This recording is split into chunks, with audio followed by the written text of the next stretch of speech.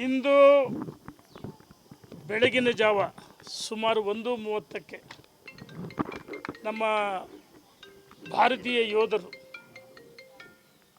POK Pak ಆಕ್ರಮಿತ ಪ್ರದೇಶದ ಮೇಲೆ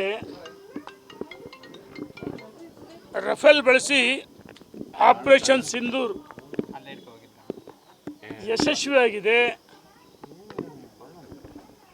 ನಮ್ಮೆಲ್ಲರ ನೆಚ್ಚಿನ ಪ್ರಧಾನಮಂತ್ರಿಗಳಂತ ನರೇಂದ್ರ ಮೋದಿಜಿಯವರಿಗೆ ಮತ್ತು ನಮ್ಮ ಯೋಧರಿಗೆ ಭಗವಂತ ಇನ್ನೂ ಶಕ್ತಿ ಕೊಡಲಿ. ಶತಾಯುಷಿ ಲಿಂಗೈಕ್ಯ ಡಾಕ್ಟರ್ ಶಿವಕುಮಾರ ಸ್ವಾಮೀಜಿಗಳ ಆಶೀರ್ವಾದ, ದೇವಾನುದೇವತೆಗಳ ಆಶೀರ್ವಾದ ಇರಲಿ ಅಂತೇಳಿ ವಿಶೇಷವಾದ ಪೂಜೆಯನ್ನು ನಮ್ಮ ಮುಖಂಡರುಗಳ ಜೊತೆ ಸಲ್ಲಿಸಿದ್ದೀನಿ. ನಾನು ವಿಶೇಷವಾಗಿ ನಮ್ಮ ನರೇಂದ್ರ ಮೋದಿಯವರಿಗೆ ಮತ್ತು ನಮ್ಮ ವಿಶೇಷವಾಗಿ ಮಹಿಳಾ 2 ಜನ ಅಧಿಕಾರಿಗಳು, lieutenant colonel Sofiya Qureshi, wing commander Vyomika Singh ಮತ್ತು ಯೋಧರಿಗೆ ವಿಶೇಷವಾದ ನಮ್ಮ ಭಾರತೀಯರ ಪರವಾಗಿ ಅಭಿನಂದನೆ ಸಲ್ಲಿಸ್ತೇನೆ. ಏಪ್ರಿಲ್ 22ನೇ ತಾರೀಕು ಪಹಲ್ಗಾಮ್ ಪ್ರವಾಸಿ ತಾಣ, ಕಾಶ್ಮೀರದ ಪ್ರವಾಸಿ ತಾಣದ ಸಹಸ್ರಾರು ಜನ ಪ್ರವಾಸಿಗರು ಆ ಸೌಂದರ್ಯವನ್ನು ವೀಕ್ಷಣೆ ಮಾಡಲು ಕುಟುಂಬ ಸಮೇತ ತೆರಳಿದ್ರು. ಏನು 370ನೇ ವಿಧಿ ರದ್ದು ಮಾಡಿ ಮೇಲೆ ಕಾಶ್ಮೀರದಲ್ಲಿ ಶಾಂತಿ ನೆಲೆಸಿತ್ತು. ಹಾಗೆ ಸಾಕಷ್ಟು ಜನ ಪ್ರವಾಸಿಗರು ಆ ಸೌಂದರ್ಯವನ್ನು ಸವಿಯೋದಕ್ಕೆ ತೆರಳಿದ್ರು. 26 ಜನರ ಮೇಲೆ, ನಮ್ಮ ಅಮಾಯಕ ಯೋಧರ ಮೇಲೆ ತಮ್ಮ ಪತ್ನಿ, ತಮ್ಮೆಲ್ಲ ಈ 26 ಜನ ಯೋಧರ ಪತ್ನಿ, ಅವರ ಮಕ್ಕಳು, ಕುಟುಂಬದ ಸದಸ್ಯರ ಎದುರಿಗೆ ಯಾವ ಕಾಶ್ಮೀರದ ಜಿಹಾದಿ ಭಯೋತ್ಪಾದಕ ಗುಂಡಾಗಳು ಬರ್ಬರ ಹತ್ಯೆಯನ್ನು ಮಾಡಿದರು. ಏಪ್ರಿಲ್ 22ನೇ ತಾರೀಕು ನರೇಂದ್ರ ಮೋದಿ ಸೌದಿ ಅರೇಬಿಯಾದ ಪ್ರವಾಸ ರದ್ದು ಮಾಡಿ ಕೇಂದ್ರದ ಉನ್ನತ ಮಟ್ಟದ ಸಚಿವ ಸಂಪುಟ ಸದಸ್ಯರು ಮತ್ತು ವಾಯುಸೇನಾ, ಭೂಸೇನಾ, ನೌಕಾಪಡೆ ಮುಖ್ಯಸ್ಥರ ಜೊತೆ ಸಭೆಯನ್ನು ಮಾಡಿ ಯಾವ ರೀತಿ ಪ್ರತೀಕಾರವಾಗಿ ದಾಳಿಯನ್ನು ಮಾಡಬೇಕು ಪಾಕಿಸ್ತಾನ ಮೇಲೆ ಅಂತೇಳಿ ಚರ್ಚೆಯನ್ನು ಮಾಡಿದರು. ಚರ್ಚೆ ಮಾಡಿದ ಜೊತೆಗೆ ಬಿಹಾರದಲ್ಲಿ ನರೇಂದ್ರ ಮೋದಿಯವರು ಪ್ರತೀಕಾರವಾಗಿ ತಕ್ಕ ಉತ್ತರವನ್ನು ಕೊಡ್ತೀವಿ, ಓಡ್ಶಾಡ್ ಹೊಡಿತೀವಿ, ನಮ್ಮ ಭಾರತೀಯರ ಅಮಾಯಕರನ್ನ ಬರ್ಬರ ಹತ್ಯೆ ಮಾಡಿದರೆ, ನರಮೇಧ ಹತ್ಯೆ ಆಗಿದೆ, ಅದಕ್ಕೆ ಪ್ರತೀಕಾರವಾಗಿ ದಾಳಿಯನ್ನು ಮಾಡ್ತೀವಿ ಅಂತೇಳಿ ನರೇಂದ್ರ ಮೋದಿಯವರು ಸಂಕಲ್ಪ ಮಾಡಿದರು. 16 ಸಾರಿ ಹೇಳಿದರು. ಅದಕ್ಕೆ ಪ್ರತೀಕಾರವಾಗಿ ನಮ್ಮ ಯೋಧರು ನೋಡಿ, ಇಲ್ಲಿ ನಮ್ಮ ನರೇಂದ್ರ ಮೋದಿ, ರಾಜನಾಥ್ ಸಿಂಗ್, ಅಮಿತ್ ಶಾ, ಜೈಶಂಕರ್ ಅವರು ಅಧಿಕಾರಿಗಳ ಜೊತೆ ಚರ್ಚೆಯನ್ನು ಮಾಡಿ ಅವರಿಗೆ ಮುಕ್ತವಾಗಿ ಅಧಿಕಾರವನ್ನು ಕೊಟ್ಟಿದ್ರು. ಅದರ ಪ್ರತಿಫಲ 9 ಉಗ್ರರ ಅಡಗುತಾಣಗಳು, 9 ಉಗ್ರರ ಅಡಗುತಾಣಗಳ ಮೇಲೆ ದಾಳಿ ಮಾಡಿ 100ಕ್ಕೂ ಹೆಚ್ಚು ಉಗ್ರರನ್ನು ಯಾವ ನಮ್ಮ ಮಹಿಳೆಯರ ತಿಲಕ ಸಿಂಧೂರವನ್ನು ನಡೆಸಿದ್ರು, ಅದೇ 2 ಜನ ಮಹಿಳೆಯರಿಂದ ಆಪರೇಷನ್ ಸಿಂಧೂರ ಆಗಿದೆ. ನಾನು 2 ಜನ ಮಹಿಳಾ ಅಧಿಕಾರಿಗಳನ್ನು ಅಭಿನಂದಿಸ್ತೀನಿ. ನರೇಂದ್ರ ಮೋದಿಯವರು ಮುಕ್ತವಾಗಿ ಅಧಿಕಾರ ಸ್ವಾತಂತ್ರ್ಯ ಕೊಟ್ಟಿದ್ರು, ಫ್ರೀ ಹ್ಯಾಂಡ್ ಕೊಟ್ಟಿದ್ರು ಮುಕ್ತವಾಗಿ. ಅದಕ್ಕೋಸ್ಕರ ನಾನು ಅಭಿನಂದಿಸ್ತಿದ್ದೀನಿ. ನಾನು ಕಾಂಗ್ರೆಸ್ಸಿನ ಮುಖಂಡರಿಗೆ ಕೇಳೋಕ್ಕೆ ಇಚ್ಛೆ ಪಡ್ತೀನಿ, ಒಂದು ಕಡೆ ಕೇಂದ್ರದ ನಿರ್ಧಾರಕ್ಕೆ ಬದ್ಧ ಅಂತ ಒಂದು ಕಡೆ ನೀವು ಹೇಳ್ತೀರಿ, ಇನ್ನೊಂದು ಕಡೆ ವಿಭಿನ್ನವಾದ ಹೇಳಿಕೆಗಳು ನರೇಂದ್ರ ಮೋದಿಯವರ ವಿರುದ್ಧವಾಗಿ, ಕೇಂದ್ರ ಸರ್ಕಾರ ವಿರುದ್ಧವಾಗಿ ವ್ಯತಿರಿಕ್ತವಾದ ಹೇಳಿಕೆಗಳನ್ನು ಕೊಡ್ತಾ ಇದ್ದೀರಿ. ಸಿದ್ದರಾಮಯ್ಯನವರು ಯುದ್ಧ ಅನಿವಾರ್ಯ ಅಲ್ಲ, ಶಾಂತಿ ಅಂತ ಹೇಳಿದರು. ಯಾವಾಗ ಈ ದೇಶದ ಜನ ಚೀಮಾರಿ ಹಾಕಿದ ಮೇಲೆ ಇಲ್ಲ ಯುದ್ಧ ಮಾಡೋಕ್ಕೆ ನಮ್ಮದೇನು ಅಭ್ಯಂತರ ಇಲ್ಲ ಹೇಳಿಕೆಯನ್ನು ಕೊಟ್ಟರು. ಯಾವ ಮಲ್ಲಿಕಾರ್ಜುನ್ ಖರ್ಗೆ ಅವರು ನಿನ್ನೆ ದಿವಸ ರಾಂಚಿಯಲ್ಲಿ ವಿಭಿನ್ನವಾದ ಹೇಳಿಕೆಯನ್ನು ಕೊಟ್ಟಿದ್ದಾರೆ. ನರೇಂದ್ರ ಮೋದಿಯವರಿಗೆ 3 ದಿವಸ ಮುಂಚೆನೇ ಮಾಹಿತಿ ಇತ್ತು, ಅದಕ್ಕೋಸ್ಕರ ಅವರ ಪ್ರವಾಸವನ್ನು ಮುಂದೂಡಿದರು ಕಾಶ್ಮೀರ. ಅರೆ ಮಲ್ಲಿಕಾರ್ಜುನ್ ಖರ್ಗೆ ಅವರೇ, ಹಿರಿಯರು ನೀವು, ಕೇಂದ್ರ ಸಚಿವರ ಅಂಥವರು, ಭಾಳಷ್ಟು ವರ್ಷಗಳ ಕಾಲ ರಾಜಕಾರಣದಲ್ಲಿ ಇದ್ದಂಥವರು, ಅಧಿಕಾರ ಮಾಡಿದಂಥವರು, ಒಬ್ಬ ಜವಾಬ್ದಾರಿ ಸ್ಥಾನದಲ್ಲಿರ್ತಕ್ಕಂಥ AICC ಅಧ್ಯಕ್ಷರು ಬಾಯಲ್ಲಿ ವಿಚಿತ್ರವಾದ ಮಾತುಗಳು. ನಿನ್ನೆ ದಿವಸ ಹಿಂದೆ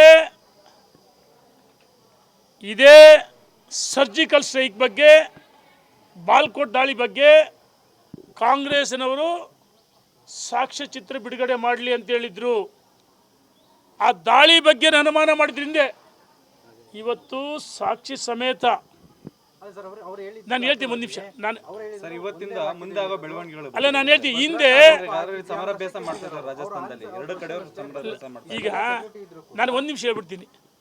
ಹಿಂದೆ ಸಾಕ್ಷಿ ಕೇಳಿದರು, ಇಂದು ಸಾಕ್ಷಿ ಸಮೇತ ವಿಡಿಯೋಗಳನ್ನು ಬಿಡುಗಡೆ ಮಾಡಿದ್ದಾರೆ. ಇದಕ್ಕಿಂತ ಉದಾಹರಣೆ ಬೇಕಾ? ಇವತ್ತು ಸನ್ಮಾನ್ಯ ಸಿದ್ದರಾಮಯ್ಯನವರು ಅಲ್ಲ ಕಾಂಗ್ರೆಸ್ನವರು ಶಾಂತಿ ಮಂತ್ರ, ಗಾಂಧಿ ಮಂತ್ರ ಅಂತ ಹೇಳಿದರೆ, ನಮಗೆ ಮಹಾತ್ಮ ಗಾಂಧೀಜಿಯವ್ರ ಬಗ್ಗೆ ಅಪಾರವಾದ ಗೌರವ ಇದೆ. ಅರೆ ಶಾಂತಿ ಮಂತ್ರ, ಗಾಂಧಿ ಮಂತ್ರ ಅಂದರೆ ನಮ್ಮವ್ರು ಹೊಡೆದು ಉಳಿಸಿರು, ಇನ್ನೂ ಮಂತ್ರ ಜಪಿಸ್ಬೇಕಾ ಶಾಂತಿ? ನೋಡಿ, ಏಟಿಗೆ ಎದುರೇಟು, ಮುಯ್ಯಿಗೆ ಮುಯ್ಯಿ, ಸೇಡಿಗೆ ಸೇಡು. ನಮ್ಮ 26 ಜನ ಆತ್ಮಕ್ಕೆ ಶಾಂತಿ ಸಿಗಬೇಕು, ಅವ್ರ ಕುಟುಂಬಕ್ಕೆ ಗೌರವ ಸಿಗಬೇಕು. ನಮ್ಮ ಹೆಣ್ಣು ಮಕ್ಕಳ ತಿಲಕ್ ಕಳಿಸಿದ್ರಲ್ಲ, ಅದಕ್ಕೋಸ್ಕರ ತಕ್ಕ ಉತ್ತರವನ್ನು ಕೊಟ್ಟಿದ್ದಾರೆ. ನಾನು ಕೇಳ್ತೀನಿ ಕಾಂಗ್ರೆಸ್ಸಿನ ಮುಖಂಡರಿಗೆ, ನಿಮ್ಮ ಸೋಷಿಯಲ್ ಮೀಡಿಯಾದಲ್ಲಿ ಶಾಂತಿ ಮಂತ್ರ, ಗಾಂಧಿ ಮಂತ್ರ ಬೇಕಂತ ಕೇಳ್ತಿರಲ್ಲ, ನಿಮ್ಮ ಕುಟುಂಬದ ಸದಸ್ಯರಿಗೆ ಬರ್ಬರ ನರಮೇಧ ಹತ್ಯೆ ಮಾಡಿದ್ರು ನೀವು ಶಾಂತಿ ಮಂತ್ರ ಜಪಿಸ್ತೀರಾ? ಸಿದ್ದರಾಮಯ್ಯನವರೇ, ನೀವೇ ಕಾಶ್ಮೀರಕ್ಕೆ ಹೋಗಿದ್ರು, ನಿಮ್ಮ ಹೆಸರು ಕೇಳಿ ಸಿದ್ದರಾಮಯ್ಯ, DK ಶಿವಕುಮಾರ್ ಅಂತ ಹೆಸರು ಕೇಳಿದರೆ ನಿಮ್ಮನ್ನು ಅಲ್ಲೇ ಗುಂಡಿಟ್ಟು ಹೊಡಿತಿದ್ರು ನೀವು ಹಿಂದೂಗಳು ಅಂತೇಳಿ. ಇದಕ್ಕಿಂತ ಬೇಕಾ ಸಾಕ್ಷಿಗಳು ನಿಮಗೆ ಸಿದ್ದರಾಮಯ್ಯನವರೇ, ಕಾಂಗ್ರೆಸ್ಸಿನ ಮುಖಂಡರುಗಳಿಗೆ? ಈಗಲಾದರೂ ದೇಶ ಒಂದು ನೋಡಿ, ಅಲ್ಲಿ ಪಾಕಿಸ್ತಾನದ ರಕ್ಷಣಾ ಸಚಿವ ಒಂದು ಕಡೆ ಹೇಳ್ತಾರೆ, ಅಲ್ಲಿಯ ಮಾಜಿ ಸಚಿವ ಬಿಲಾಲ್ ಭುಟ್ಟೋ ರಕ್ತ ಕ್ರಾಂತಿ ಆಗುತ್ತೆ ಅಂತ ಹೇಳ್ತಾರೆ. ಈ ರೀತಿ ಅವ್ರಿಗೆ ಹೇಳಿಕೆ ಕೊಟ್ಟರೆ ನಾವೆಲ್ಲ ಭಾರತೀಯರು, ಭಾರತದಲ್ಲಿರ್ತಕ್ಕಂಥ 146 ಕೋಟಿ ಜನ ಇವತ್ತು ಒಟ್ಟಾಗಿ ಒಂದಾಗಿ ಪಾಕಿಸ್ತಾನ ವಿರುದ್ಧ ಹೋರಾಟ ಮಾಡಬೇಕಾಗಿದೆ.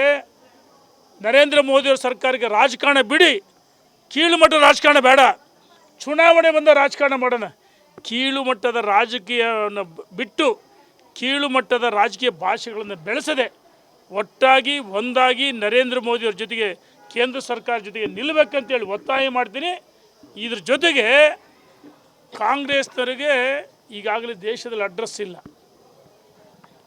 ನಿಮ್ಮಲ್ಲಿರ್ತಕ್ಕಂಥ ಜಮೀರ್ ಅಹ್ಮದ್ ಅಂತು ಮೊನ್ನೆ ಅಲ್ಲಲ್ಲಿ ಕಡ್ದು, ನಾನು ಹೋಗ್ತೀನಿ ಯುದ್ಧಕ್ಕೆ, ಆತ್ಮಹತ್ಯೆ ಬಾಂಬ್ ಕಟ್ಕೊಂಡು ಹೋಗ್ತೀನಿ.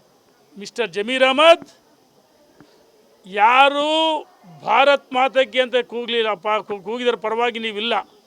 ಪಾಕಿಸ್ತಾನ್ ಜಿಂದಾಬಾದ್ ಅಂತ ವಿಧಾನಸೌಧ 3ನೇ ಮಾಡಿಯಲ್ಲಿ ಕೂಗಿದಾಗ ನಿನ್ನ ಪೌರುಷ ಎಲ್ಲೋಗಿತ್ತಪ್ಪ?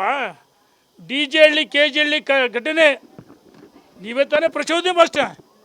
ನಾನು ಹೇಳೋದು ಕುಕ್ಕರ್ ಬಾಂಬ್ ಬ್ಲಾಸ್ಟ್ ಬ್ರದರ್ಸ್ ಅನ್ನೋದು ಪಾಕಿಸ್ತಾನ್ ಜಿಂದಾಬಾದ್ ಅನ್ನೋರಿಗೆ ಮನ್ನಣೆ ಕೊಡೋದು ಕಾಂಗ್ರೆಸ್ನವ್ರು ಬಿಡಬೇಕು. ನಿಮ್ಮ ಪ್ರಚೋದನೆ ಹೇಳಿಕೆ ನಿಲ್ಲಿಸಬೇಕು. ನಾವು ಭಾರತೀಯರು. ನಾನು ಇದ್ರ ಜೊತೆಗೆ ಅಲ್ಪಸಂಖ್ಯಾತ ಧರ್ಮಗುರುಗಳಿಗೆ ಕೇಳ್ತೀನಿ, ಪಾಕಿಸ್ತಾನಲ್ಲಿರ್ತಕ್ಕಂಥ ಧರ್ಮಗುರುಗಳು ಹೇಳ್ತಾರೆ ನಮಗೆ ಭಾರತ ಪರವಾಗಿ ನಿಲ್ತೀವಿ, ನಮಗೆ ನರೇಂದ್ರ ಮೋದಿ ಅಂತ ನಾಯಕತ್ವ ಬೇಕು, ಭಾರತ ಅಂತ ಅವ್ರ ಜೊತೆ ನಿಲ್ತೀವಿ ಅಂತ ಹೇಳ್ತಾರೆ. ಏನು ವಿಶ್ವದ ಎಲ್ಲ ರಾಷ್ಟ್ರಗಳು ಒಟ್ಟಾಗಿ ಒಂದಾಗಿ ಭಾರತಕ್ಕೆ ಬೆಂಬಲವನ್ನು ಕೊಡ್ತವೆ. ಚೈನಾ, ಟರ್ಕಿ 2 ದೇಶ ಬಿಟ್ಟರೆ ಇನ್ನೆಲ್ಲ ದೇಶಗಳು ಬೆಂಬಲವನ್ನು ಕೊಡ್ತಾರೆ. ನಾವೆಲ್ಲ ಭಾರತೀಯರು, ಅಲ್ಪಸಂಖ್ಯಾತ ಧರ್ಮಗುರುಗಳು, ಮುಸ್ಲಿಂ ಮಸೀದಿಯ ಮುಖ್ಯಸ್ಥರುಗಳು ಭಾರತ್ ಮಾತೆಗೆ ಜೈ ಅನ್ಬೇಕು. ಪಾಕಿಸ್ತಾನ್ ಜಿಂದಾಬಾದ್ ಯಾರು ಹೇಳ್ತಾರೆ ಅವರ ದೇಶದ್ರೋಹಿಗಳು. ಹಾಗಾಗಿ ನಾವೆಲ್ಲ ಭಾರತೀಯರು ನರೇಂದ್ರ ಮೋದಿಯವರು ಕೇಂದ್ರ ಸರ್ಕಾರ ಜೊತೆಗೆ ನಿಲ್ಲಬೇಕು. ಯೋಧರಿಗೆ ನಾವು ಆತ್ಮಸ್ಥೈರ್ಯ ತುಂಬಬೇಕಂತೇಳಿ ಅದಕ್ಕೋಸ್ಕರ ಶತಾಯುಷಿ ಡಾಕ್ಟರ್ ಶಿವಕುಮಾರ ಸ್ವಾಮೀಜಿಗಳು ಲಿಂಗೈಕ್ಯರು, ಅವರಲ್ಲಿ ಒಂದು ಪವಾಡ ಪುರುಷರು, 111 ವರ್ಷ ಬಾಳಿದ್ದರು. ಅದಕ್ಕೋಸ್ಕರ ಅವರ ಗದ್ದುಗೆಗೆ ವಿಶೇಷವಾದ ನಾನು ನಮ್ಮ ಮುಖಂಡರು ಪೂಜೆಯನ್ನು ಸಲ್ಲಿಸಿದ್ವಿ. ನಮ್ಮ ನರೇಂದ್ರ ಮೋದಿಯವರಿಗೆ ಯೋಧರಿಗೆ ಶಕ್ತಿ ತುಂಬಲಿ. ನಮ್ಮ ಮಹಿಳೆಯರ ತಿಲಕವನ್ನು ಅಳಿಸಿದ್ರು. ಅದೇ ಇವತ್ತು ಪಾಕಿಸ್ತಾನದಲ್ಲಿ ಪಾಕ್ ಆಕ್ರಮಿತ ಪ್ರದೇಶಕ್ಕೆ ದಾಳಿ ಮಾಡಿ 100ಕ್ಕೂ ಹೆಚ್ಚು ಜನ ಭಯೋತ್ಪಾದಕ ಉಗ್ರಗಾಮಿಗಳ ಜಿಹಾದಿ ಗುಂಡಾಗಳ 9 ಅಡಗುತಾಣಗಳನ್ನು ಧ್ವಂಸ ಮಾಡೋದಕ್ಕೆ ವಿಶೇಷವಾದ ಪೂಜೆ ಸಲ್ಲಿಸಿ ನರೇಂದ್ರ ಮೋದಿಯವರಿಗೂ ಮತ್ತು ನಮ್ಮ 2 ಜನ ಮಹಿಳಾ ಅಧಿಕಾರಿಗಳು ಯೋಧರಿಗೆ ನಾನು ಧನ್ಯವಾದ ಸಲ್ಲಿಸ್ತೇನೆ. ನೋಡಿ, ಈಗ ಆಂತರಿಕ ವಿಚಾರ ನನಗೆ ಬೇಕಾಗಿಲ್ಲ. ಅಲ್ಲ, ಒಂದು ನಿಮಿಷ. ಈಗ ನಮ್ಮ ಮುಂದೆ ಒಂದು ಸವಾಲಿದೆ. ನಾವು ಭಾರತೀಯರು, ಭಾರತ ಮಾತೆಯ ಮಕ್ಕಳು ಒಟ್ಟಾಗಿ ಒಂದಾಗಿ ಪಾಕಿಸ್ತಾನ ವಿರುದ್ಧ ಧ್ವನಿ ಎತ್ತಬೇಕಂತೇಳಿ ನಾನೇ ಮಾತಾಡಿ, ಈಗ ಯಾರೋ ಕೆಲಸಕ್ಕೆ ಬರೆದ ವ್ಯಕ್ತಿ ಬಗ್ಗೆ ಮಾತಾಡಿದರೆ ಇದು ಡೈವರ್ಟ್ ಆಗುತ್ತೆ. ಹಾಗಾಗಿ ನಮ್ಮ ಉದ್ದೇಶ ಎಲ್ಲ ಒಂದೇ. ನಾವೆಲ್ಲ ಭಾರತೀಯರು, ಭಾರತೀಯ ಮಾತೆ ಮಕ್ಕಳು ಒಟ್ಟಾಗಿ ಗಟ್ಟಿಯಾಗಿ ನರೇಂದ್ರ ಮೋದಿಯವರಿಗೆ, ನಮ್ಮ ಯೋಧರಿಗೆ ಬೆಂಬಲವನ್ನು ಕೊಡಬೇಕು. ಅದಕ್ಕೋಸ್ಕರ ವಿಶೇಷವಾದ ಪೂಜೆಯನ್ನು ಸಲ್ಲಿಸಿದ್ದೀವಿ. बोलो भारत माता की ಜೈ, बोलो भारत माता की ಜೈ, बोलो भारत माता की ಜೈ, ನರೇಂದ್ರ ಮೋದಿಯವರಿಗೆ ಜೈ, ನರೇಂದ್ರ ಮೋದಿಯವರಿಗೆ जय। ಗ್ಯಾರಂಟಿ ನ್ಯೂಸ್, ಸುದ್ದಿ ಖಚಿತ, ನ್ಯಾಯ ನಿಶ್ಚಿತ.